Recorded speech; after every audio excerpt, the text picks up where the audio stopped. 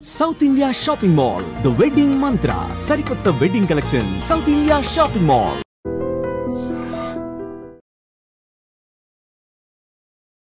నమస్కారం, welcome to I dream. ధర్మ మార్గం విత్ విజిత కార్యక్రమానికి స్వాగతం.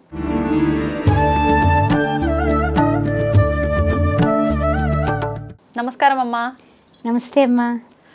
అమ్మ, మీ స్టేటస్ చూసినప్పుడు సాధారణంగా ప్రతిరోజు ఏదో ఒక స్టేటస్ పెడుతూనే ఉంటారు. కొన్ని కొటేషన్స్ కానివ్వండి, లేదంటే అమ్మవారికి సంబంధించి ఇమేజెస్ కానివ్వండి, అలాంటివి. వాటితో పాటు రెగ్యులర్గా నాకు కనిపించేది ఏంటి అంటే హోమం. ఖచ్చితంగా నెలలో ఒక 2 సార్లన్నా మీరు హోమం చేసిన ఫోటోలు అనేది స్టేటస్లో పెట్టడం నేను చూస్తున్నా. అసలు ఏంటి అంటే ఎందుకు 1-2 సార్లు హోమం చేస్తున్నారు? అది నెలకి మామూలుగా ఒక సంవత్సరంలో ఒకసారి చేయడానికి ఎక్కువగా ఆలోచిస్తూ ఉంటాము, చాలా ఖర్చుతో కూడుకున్నది అని చెప్పి. లేదు, అసలు ఫస్ట్ ధ్యాస అనేది వెళ్ళదు చెయ్యాలని ఉన్నా కూడా. మీరెందుకు ఇట్లా నెలలో 2 సార్లు చేయడం వెనకాల అసలు ఉద్దేశం ఏంటి? కలియుగంలో కలౌ చండిక లేదా విఘ్నేశ్వర రెండు ఎవరైతే హోమాలు చేస్తారో ఏ కష్టాలు, ఏ నష్టాలు, ఏ అనారోగ్యాలు, ఏ ఆపద మృత్యు ఏమున్నప్పటికీ కూడా మొత్తము సకలము కూడా అవన్నీ కూడా ఏమి ఆపదలు అంటే ఏమిటి, అప్పటికప్పుడు వచ్చి స్కైలాబ్ వచ్చి నెత్తి మీద పడిపోతుంది, అది అమ్మవారు చక్కగా పక్కకి తీసేస్తుంది. అలాంటి కష్టాలు, నష్టాలు, బాధలు, వియోగాలు ఏమున్నప్పటికీ కూడా అవన్నీ కూడా పక్కకి వెళ్ళిపోవాలంటే కలియుగంలో వినాయకుడిని కానీ చండీని కానీ గట్టిగా పట్టుకుంటే ఇంకా వేరే ఏమి హోమాలు చేసినా చేయకపోయినా అన్ని గ్రహాలు కూడా అమ్మవారి కనుసన్నల్లో ఉంటాయి. మీరు ప్రతి నెల చేస్తున్న చండీ హోమమా, గణపతి హోమమా? గణపతి తర్వాత గణపతి హోమం చేస్తాం ఫస్ట్, తదుపరి నవగ్రహాలకు చేస్తాము, ఆ తర్వాత రుద్ర హోమం చేస్తాము, ఆ తదుపరి చండీ అంటే ఏమిటి, చండీ సప్తశతి పారాయణ 700 శ్లోకాలతో చండీ హోమం చేపిస్తాం. అంటే శ్రీచక్ర జ్ఞానపీఠం అని ఒక పీఠం పెట్టుకున్నాం. పెట్టుకున్న తర్వాత ఇప్పటికీ 9 రోజులు కూడా నవరాత్రుల్లో జరుగుతూనే ఉంటాయి.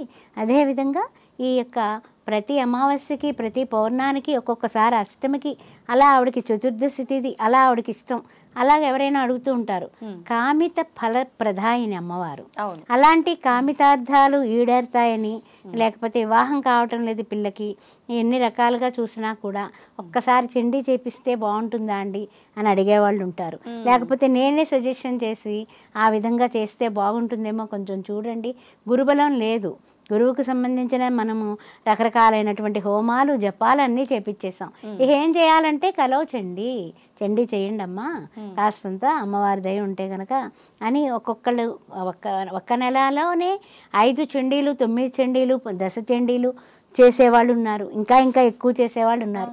పోనీ అంతవరకు మనం చెప్పుకోకపోయినా కనీసం ఒక 5 చండీలన్నా చేస్తారు. ప్రతి నెల పౌర్ణమికి చేసేవాళ్ళు ఉన్నారు. ప్రతి నెల అమావాస్య పూట అనారోగ్యం ఉన్నటువంటి వాళ్ళు, నీతి బాధలు ఉన్నటువంటి వాళ్ళు, దారిద్ర్యంలో బాధపడుతున్న వాళ్ళు హోమంలో కూర్చుంటారు.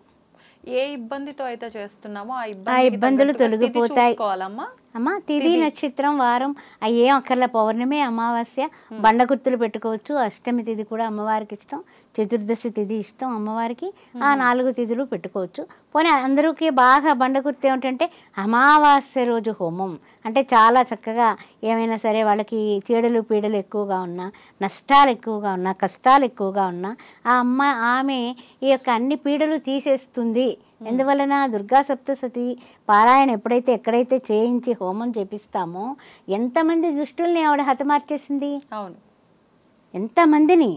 ఎందుకంటే ఆవిడే వారాహి, ఆవిడే శ్యామల, ఆవిడే ఇచ్ఛాశక్తి, క్రియాశక్తి, జ్ఞానశక్తి స్వరూపిణి అయినటువంటి అమ్మవారు కామిత ఫలాలు ఇస్తుంది. కామేశ్వర ప్రాణనాడి, ఆ కామేశ్వరుడికే ప్రాణదాత ఆవిడ.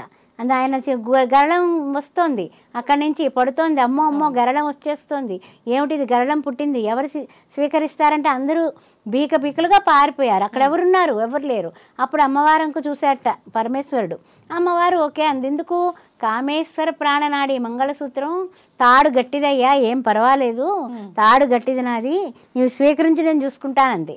ఆయన స్వీకరించాడు, గరళకంఠుడయ్యాడు. గరళం నుంచి కిందికి జారకుండా అమ్మవారు సూత్రం తాడు అడ్డుపడింది. అందువల్ల కామేశ సూత్ర మాంగళ్య ఆవిడ సూత్ర శోభిత కందర అమ్మవారు. అమ్మవారిని మించినటువంటి మంగళసూత్రం. అందుకే చూడండి, మా ఆయన చల్లగా ఉండాలని అక్కడ ఇక్కడ పెడుతూ ఉంటారని జోకులు వేస్తూ ఉంటారు కదా. అవన్నీ కాదమ్మా, మంగళసూత్రం వేసుకుంటే మంగళదాయకం. శుభముహూర్తే సావధాన, శుభలగ్నే సావధాన అని పక్క సూత్రం కడతారు. ఎందుకు కడుతున్నారు? మాంగళ్యం తంతు కాదది. మెయిన్ మాంగళ్య ప్రధానమైనటువంటి అమ్మవారి రూపం పెళ్లి కూతురుగా అక్కడ కూర్చుంది. నారాయణుడు వచ్చి పెళ్లి చేసుకుంటున్నాడు, ఈశ్వరుడు వచ్చి పుస్తకడుతున్నాడు. అది పరిస్థితి. అది మానేసి ఏమిటేమిటో అనుకుంటే ఎలా? ఈ మంత్రాలకి, వివాహంలో ఉండేటటువంటి మంత్ర ఉచ్చరణకి, తర్వాత విశేషానికి ఎంతటి ఇది ఉంది. అందుకు మంత్ర ఉచ్చారణ అనేది స్వశక్తితో కాదు, వాళ్ళు ఎంతో ఎంతో ఎంతో నియమబద్ధంగా మంత్రోచ్చారణ చేస్తారు. అందువలన ఇవన్నీ కూడా వేద మంత్రాల సాక్షిగా వివాహం అవుతోంది. మీరు వచ్చి ఆశీర్వదించండి. అందువలన అమ్మవారి యొక్క శక్తి ఇంత అంతా కాదమ్మా. చండీ ఏదైతే చేయిస్తారో ఆ చండీ దేవత ప్రసన్నురాలైతే అక్కడ కూర్చుని కూడా మనము ఈ ఫోన్లు చూసుకుంటే కనుక చండీ హోమం కూడా ఏమి నమస్కారం అమ్మవారికి. అక్కడ కూర్చుని కూడా ఎవరికైనా పంపుతున్నాం అనుకోండి, అది కూడా పనికిరాదు. ఏంటంటే అక్కడ కూర్చొని జస్ట్ హోమంలో కూర్చున్నామా, మంత్రం ఏదన్నా సరే మీకు ఏమీ రాదు, అమాయకంగా ఉన్నాము, నాకు ఏమీ రాదు, పోని ఓం శ్రీమాత్రే నమః అంతే. శ్రీమాత అనేసి నీవు అనుకుంటే చాలు కదా. అందుకనే ఆవిడ ఆ నామాల్లో కూడా చూడండి, మనకి లలితా సహస్రనామంలో శ్రీమాత శ్రీ మహారాజ్ఞి శ్రీమత్ సింహాసనేశ్వరి చిదగ్నికుండ సంభూత దేవకార్య సముజ్యత. అమ్మ దేవకార్యాలన్నీ చేసావు కదా, కొంచెం నా తల్లి నువ్వు ఒక్కసారి అవ్యాజ కరుణామూర్తి, నువ్వు కరుణామూర్తివట, నువ్వు ఎంత గొప్పదానవమ్మా, కొంచెం నా భర్తకి బాగోలేదు, నువ్వు కాపాడమ్మా, నా బిడ్డలకి బాగోలేదు, సర్వ ఆపదలు నివారిస్తావట.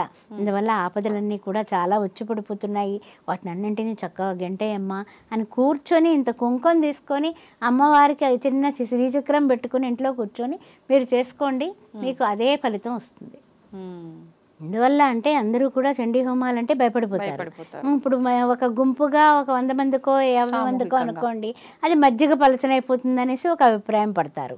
ఫలితం పూర్తిగా ఉండదంటారమ్మా. అంటే సాధారణంగా వారి యొక్క కష్టాలను బట్టి, వారి ఇంట్లో ఉండేటటువంటి పరిస్థితులను బట్టి, వాళ్ళ కోరికలను బట్టి చేపించుకుంటూ ఉంటారు. చండీ హోమం ఎవరింట్లో వాళ్ళు చేయించుకోవచ్చు, ఎవరింట్లో వాళ్ళు చేయించుకోవచ్చు. కానీ ఏంటంటే ఎక్కువ గుళ్ళో చేయించుకుంటాం చాలా మంచిది. అమ్మవారి గుళ్ళో చేయించడం శుభసూచకం.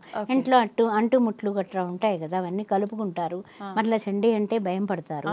అందుకని సాధారణంగా అలాగ గృహప్రవేశ అప్పుడు చేసుకుంటాం, గృహారంభం లేకపోతే ఫస్ట్ శంకుస్థాపన చేసుకోవచ్చు. ఆ స్థలం అంతా పవిత్రమైపోతుంది. ఇప్పుడు సాధారణంగా గృహప్రవేశం అంటే గణపతి హోమం చేస్తాం కదా, అప్పుడు కూడా చండీ కూడా చేయించవచ్చు. కానీ రంగులన్నీ పోతాయి, మేమంత ఇంటీరియర్కి అంత ఖర్చు పెట్టేసాం అనేసి చేసుకోరు. హోమం చేయడం మానేశారు. ఇప్పుడు హోమం అంటే పొగ, హోమం అంటే నల్లగా అయిపోతుంది అనేది వచ్చేసింది. కానీ నిజంగా హోమం అనేది చాలా పరమ పవిత్రమైంది. ఏదైతే నవగ్రహ వంటపారాధన చేసి సత్యనారాయణ వ్రతానికి అష్టదిక్పాలకుల్ని పిలుస్తున్నామో అసలు వాళ్ళందరికీ అభినేత్రి ఆవిడ, ఆది పరాశక్తి. ఆవిడని ఎందుకు మనం పిలవలేము? ఎందుకని అంటూ ఉంటారు, అంబా భవాని జగదంబా భవాని శ్రీచక్రవాహిని అభయప్రదాయిని నాదస్వరూపిణి జ్యోతి ప్రకాశిని ఓంకార రూపిణి శ్రీ గౌరీ జనని ఆపన్నివారిణి. ఆపన్నివారిణి ఆవిడ వేరే ఏం కాదు, ఆపన్నివారిణి జగజ్జనని.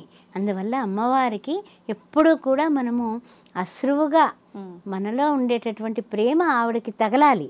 ఇప్పుడు చూడండి, అమ్మా అంటాము పడిపోయి, వెంటనే మన అమ్మ పరిగెత్తుకుని వస్తుంది ఎక్కడున్నా కూడా పిల్లాడిని గబక్కని లావదీయడానికి. అదేవిధంగా ఆర్తి, మనం ఆర్తితో అమ్మవారిని పిలిస్తే చండీ హోమం అంత గొప్పది ప్రపంచంలో లేదండి.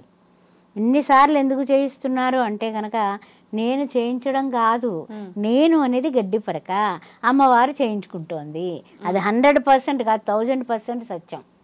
నేను తపన పడతాను, అయ్యో పౌర్ణమి వచ్చేస్తుంది, ఈసారి మనమే చేయించేసుకుందామా, ఎవరో వస్తారు, ఎవరో వచ్చి అమ్మ మాకు ఏదైనా సరే కొంచెం చెప్పండి అంటే చండీ చేయిస్తే బాగుంటుందేమోనండి మీరు చెప్పినటువంటి విషయాలకి అంటే చేయించుకుందాం. వాళ్ళ తరఫున కూడా మీరు అలా చేయిస్తూ ఉంటాం. అంటే ఎవరు అంటే ఎవరు లేకపోయినా ఇప్పుడు యుఎస్లో ఉంటారు, వాళ్ళు చేయించమంటారు, వాళ్ళకి చేపిస్తాం వాళ్ళ పేరు మీద, వాళ్ళ గోత్రనామాల మీద, వాళ్ళ పేర్ల మీద చేయిస్తాం. చేయించినప్పుడు వాళ్ళకి ఆ యొక్క ఏదైతే ఉందో అది డ్రై ఫ్రూట్స్ రూపంలో ఆ యొక్క ప్రసాదం మనం పంపించడం జరుగుతూ ఉంటుంది. అదేవిధంగా ఇంకెక్కడెక్కడో ఉంటారు, అబ్రాడ్లో రకరకాల దాంట్లో ఉంటారు, దేశాల్లో ఉంటారు, ఆ విధంగా చేపించడం జరుగుతుంది. ఫలితం మాత్రం వాళ్ళకే. ఫలితం విషయంలో ఏమీ డోకా లేదు. చేసేవాళ్ళు కూడా నిష్ఠాగరిష్ఠులై ఉండాలా. 2 hours 3 hours పడుతుందమ్మా. అది కాదమ్మా, ఇప్పుడు వాళ్ళు సొంతంగా లేరు, వాళ్ళ పేరు మీదనే జరుగుతుంది, అది పూర్తి ఫలితం వస్తుందా? వాళ్ళకి పూర్తి ఫలితం వాళ్ళకే వస్తుంది. ఒక అబ్బాయికి కరోనాలో జరిగినటువంటి విషయం చెప్తాను. చండీ హోమం చేశాము. చేస్తే అబ్బాయి వాళ్ళు మన రాలేరు ఇక్కడికి, చెన్నైలో ఉంటారు, కానీ కరోనా టైం కాబట్టి మేము రాలేమండి, చెయ్యండి ఈ ఫలానావన్నీ కూడా చేయించేయండి అని చెప్పారు. అలాగే హోమాది కార్యక్రమాలు చేయించేసాం చాలా పెద్ద ఎత్తునే. వాళ్ళు రాలేదు, బ్రాహ్మణుల చేత మనం చేయించడం జరిగింది. వెంటనే పెళ్లి సంబంధం వచ్చి బ్రహ్మాండమైనటువంటి అమ్మాయి కుదిరింది. ఆ అమ్మాయి MDS చేసింది, మంచి అందగెత్తే. వాళ్ళు ఎంత అందగెత్తే కావాలనుకున్నారో అంత అందగెత్తే. అన్ని విధాల లక్ష్మీ కటాక్షంతో, సరస్వతి కటాక్షంతో ఇంటికి కోడలు వచ్చింది. మీరే చూసి పెట్టారమ్మా అమ్మాయిని కూడా? అవును. సరే, ఇంతకీ ఏమిటంటే విషయం ఏంటంటే ఏడాది తిరుతుల్లోకి ఆ అమ్మాయికి పిల్లాడు పుట్టడం కూడా జరిగింది. అది అంటే అమ్మవారి కటాక్షం ఉంటే ఎలా ఉంటుంది అని చెప్తున్నాను. ఆ అమ్మాయి వాళ్ళ పిల్లాడు పుట్టడం కూడా భగవంతుని యొక్క ఇదే. అమ్మవారు ఏం చేస్తుంది తెలుసా, మనకు నిజంగా వాళ్ళని చూడాలి, ఎత్తుకోవాలనుకున్నాం అనుకో, వాళ్ళకి మనకి ఏమైనా ఇంటర్నల్ లింక్స్ అది తెగిపోకుండా ఉన్నాయనుకో, వాళ్ళ పెళ్ళికి పిల్లాడు పుట్టినప్పుడు చంటి బిడ్డను ఎత్తుకోవడానికి చండీ హోమానికే నేను నెల్లూరుకు వెళ్ళడం జరిగింది. చండీ హోమం అక్కడ జరిగింది, బయటకు వచ్చాను. కామాక్షి తాయి దర్శనం చేసుకున్నాక మాకు మనవడు పుట్టాడండి, మీరు ఊర్లోనే ఉన్నారని తెలిసింది, ఒక్క అడుగు వేయరా అన్నారు. సరే అయితే ట్రైన్ ఎక్కే ముందన్నా వస్తాను, ఎందుకంటే మళ్ళీ చండీ హోమం చేయించుకున్న బట్టలతో మనం వెళ్ళకూడదుగా హాస్పిటల్కి. అందువల్ల ఆ బట్టలు అవన్నీ కూడా మనం ఎంతవరకు పవిత్రంగా ఉంటామో అంతవరకు ఉండాల్సిన సమయాల్లో అది పురిటే మైలు అవుతుంది కదా, అందుకని వెళ్ళడం జరిగింది, పిల్లాడిని ఎత్తుకోవడం జరిగింది. ఓం భూర్భస్వాహ చెప్పుకున్నాను, అమ్మవారికి కృతజ్ఞతలు చెల్లించుకున్నాను, నా అదృష్టం అనుకున్నాను. నిజంగా అంతే కదా, వాళ్ళు మనల్ని నమ్మి పైసలు పంపించి చేయించుకోవడం ఏమిటి, వెంటనే కుదరడం ఏమిటి, 6 నెలలు తిరగకుండా వెంటనే పెళ్ళి బ్రహ్మాండంగా ధూమ్ధామ్సే చేశారు. పిల్లాడు పుట్టడం జరిగింది. ఆ పిల్లాడికి బ్రహ్మాండమైన నామకరణం, అప్పుడే 3 ఏళ్ళ పిల్లాడు అయిపోయాడు. అలా చాలా చాలా చాలా మిరాకిల్స్ అమ్మా. చండీ అనేది గొప్ప. యా దేవి సర్వభూతేషు మాతృరూపేణ సంస్థిత నమస్తత్వే నమస్తత్వే నమస్తత్వే నమో నమః. అది అమ్మవమ్మ, అమ్మనగన్న అమ్మవి, పెద్ద అమ్మవి నీవు అని అమ్మని. అదేవిధంగా లక్ష్మీ కటాక్షం కావాలి మనకి, ప్రపంచమంతా దాని మీదే నడుస్తోంది, జగమంతా కూడా ధనమూల జగత్ అంటూ ఉంటాం కదా. మళ్ళీ అలాంటప్పుడు యా దేవి సర్వభూతేషు లక్ష్మీ రూపేణ సంస్థిత నమస్తత్వే నమస్తత్వే నమస్తత్వే నమో నమః. అధికంగా నిద్ర ఆవహిస్తోందమ్మా. ఈ శని భగవాను నా నెత్తి మీద కూర్చున్నాడు, ఏమిటో అర్థం కావడంలా, అసమాన్ నిద్రపోతున్నాను, తమో గుణంతో ఉన్నాను. ఎలా అమ్మా అంటే యా దేవి సర్వభూతేషు నిద్రారూపేణ సంస్థిత నమస్తత్వే నమస్తత్వే. అది కూడా తగ్గిస్తుంది, నేను యాక్టివ్గా చేస్తుంది, నీలో ఎనర్జీ లెవెల్స్ పెరుగుతుంది. అందువల్ల ఇచ్ఛాశక్తి, జ్ఞానశక్తి, క్రియాశక్తి స్వరూపిణ్యే నమః. ముగ్గురమ్మల మూలపుటమ్మ అమ్మవారు. లలితా సహస్రనామంలో ఎంతో ఎంతో డెప్త్ ఉంది. మనం ఒక్కొక్క నామంలోకి వెళ్ళి దీర్ఘంగా చర్చిస్తే అంతు లేదు. అందుకనే చండీ హోమం అంటే నాకు ప్రాణం. ప్రాణం పోయే వరకు కూడా చండీ హోమాలు చేయించుతూ ఉండేలాగా వరమిమ్మని అమ్మవారిని కోరుకుంటూ ఉంటాను. సూపర్ అమ్మా, ధన్యవాదాలు. శ్రీమాత్రే నమః. తవ్వండి, తవ్వుతూనే శివలింగం సరే దాన్ని అట్లా కప్పేసేయండి, చూపించదండి. Krishna is there. మూర్తి పూజ కాదు, సాక్షాత్ బ్రజేంద్ర నందన భగవాన్ ఉన్నారు మూర్తిలో. ఏమీ ఆశించకుండా ఆరాధించే వాళ్ళు కూడా ఉన్నారా ప్రభుజీ? నిజమైన భక్తి అంటే మనకు తెలియదు కాబట్టి